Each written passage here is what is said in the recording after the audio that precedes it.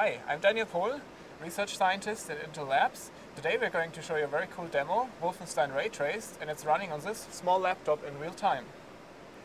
So what you see here is the Wolfenstein game content rendered in a new renderer that does ray tracing for us. It's running on 4 servers that are all equipped with Intel's Knight Ferry Karten, which is a highly parallel many-core architecture.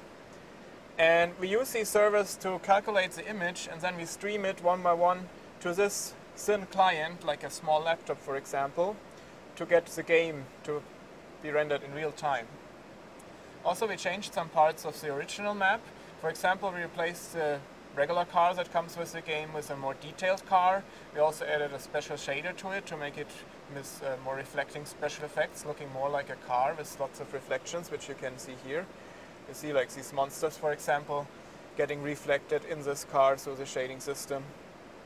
Or we can also do a close-up on it, where we see clearly, like on this part, there are monsters walking by. On this part, you can see the reflection. Here you see another reflection. If you look close on the top, you also see another reflection, and so on.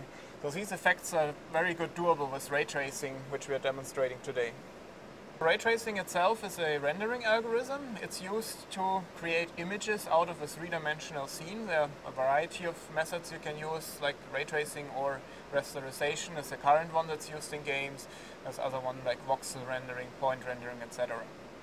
But today we show ray tracing, and you can see here, given our setup with the servers and this thin client, we get a frame rate of over 80 frames per second. The resolution is 1280 by 720. Another thing we replaced in this map is this chandelier. We downloaded a very high-res model which has 1 million triangles to add all these detail in here. So 1 million triangles, that is 3 times more triangles than all the rest of the map has with all these walls, ceilings, objects, etc. To show you how it looks, if you only look at the triangle count, we have here visualization where you can clearly see where triangles start and end. You see the general geometry is rather coarse, but here you have lots of tiny details in this chandelier. To make it look very cool, we changed the shaders on it. We have glass shaders, like all these little pearls here are made out of glass. They're reflecting, refracting. These plates here do the same. And let's have a closer look at these plates, how they look if you zoom into it. As you look close here on this plate of the chandelier, you will see that all the objects in the background are getting refracted. For ray tracing, we are using the correct refraction index for glass, as you find in every physics book, and these calculations are also done like it would happen in nature. We have a real refraction happening, and we get these very cool distortions that you wouldn't get in a regular game. Also, what we are showing today is a gaming-like particle system in this real-time ray tracer.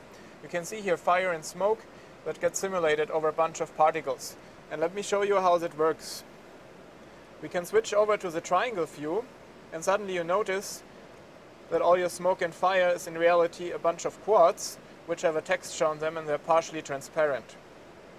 In a ray tracer, this is an especially difficult problem because, as you can see here, your fire and smoke consists of multiple of these layers, and a ray has to shoot from the first layer to the second, to the third, etc. So there are a lot of intersections to be calculated. Another very cool special effect we added, which isn't like this in any other game, is the sort of surveillance station. You can see here 12 different screens, and they are showing 12 distinct locations of the level at the same time. They're all getting updated in real time. And if you take a look at the performance, we are still running here at pretty smooth 44 frames per second. So for gaming, this means you could imagine you have a deathmatch level where you put in such a surveillance station, and players could go there, could get a good overview of the map, could detect where are my enemies, and then get a strategic advantage by having this surveillance station. Also, as a little extra gimmick, we have here one screen of the surveillance station that's looking back at the surveillance station itself, so even these recursions and recursions work. Also, if you want even more detail, we can even zoom into this and see again the next screen with recursions and so on. Also, if you play a deathmatch game, wouldn't it be nice to know what's happening behind you? So in ray tracing we can do this sort of thing. We have here a sniper rifle with a reflecting scope, so here at this point we can see what's happening behind the player.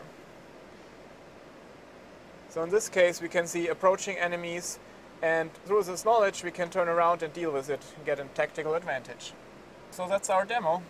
And well, you've seen with the cloud computing, using 4 servers with Knight Ferry in it, we can even enable on such a thin client very cool looking graphics, which wouldn't be possible otherwise.